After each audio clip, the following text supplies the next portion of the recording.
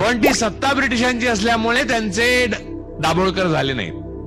मी तुम्हाला सांगतो, मी एक ब्राह्मण म्हणून सांगतो तुम्हाला, ब्राह्मण जेव्हा आंबेडकरवादी, पॅन्थर्स आणि दलित किंवा बहुजनांच्या सभेत येऊन काय बोलतो यावर त्या ब्राह्मणावर विश्वास ठेवू नका.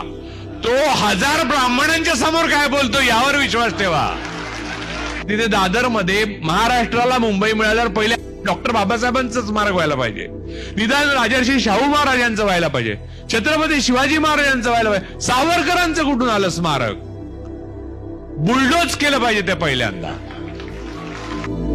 संविधानाच्या विरोधात गेलं की तुमचे वडील पण तुमच्याकडनं काढून घेता येतात, हे तुमच्या लक्षात आज आलं असेल. मनुस्मृती या देशातल्या उच्चवर्णीयांच्या मनातून कधीही पुसली गेली नाही.